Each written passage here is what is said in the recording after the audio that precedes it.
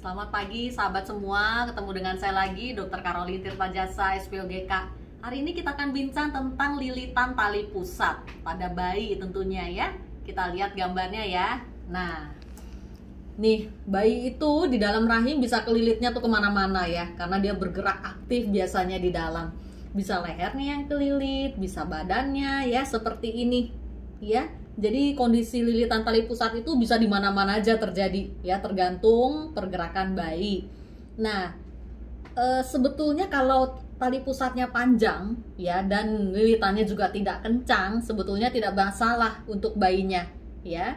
Masalah terjadi jika tali pusatnya pendek sehingga lilitannya ini kencang ya, atau tali pusatnya terpilin. Nah, kayak apa tali pusat terpilin? Kita lihat ya. Nah, ini gambarnya. Jadi bisa karena pergerakan bayi sendiri, tali pusat itu terpilin seperti ini, membentuk simpul mati ya. Nah, dalam kondisi seperti ini, apalagi kalau tali pusatnya pendek, akan langsung stop. Ini kan tali pusat ini isinya pembuluh darah ya, yang mengalirkan nutrisi dan oksigen dari ibu ke bayi.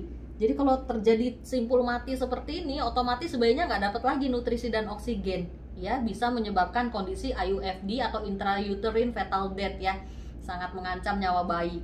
Biasanya gejala klinis yang dirasakan ibu hamil adalah pergerakan bayinya menjadi lemas ya, nggak seperti biasanya dan lama-lama hilang ya. Pada kondisi seperti itu ibu hamil harus segera cari pertolongan ya. Nah, jadi lilitan tali pusat ini, nah ini gambar yang lain, ini tali pusat ya, isinya jadi arteri dan vena untuk mengalirkan nutrisi dan oksigen dari ibu ke bayi, dan sebaliknya CO2 atau sisa-sisa metabolisme dari bayi balik lagi nanti dimetabolisme oleh tubuh ibu ya. Nah, dalam kondisi tali pusat terjepit ya, misalnya karena gencetan si bayinya sendiri atau pada lilitan ya, nah terjadi konstriksi nih, jadi sempit kayak begini nih ya, sesuai gambar ini. Jadi oksigen dan nutrisi tidak bisa sampai ke bayi ya. Nih bayinya jadi ya kekurangan oksigen juga ya, jadi biru seperti ini, bisa menimbulkan kondisi emergency yang tadi saya bilang IUFD tadi.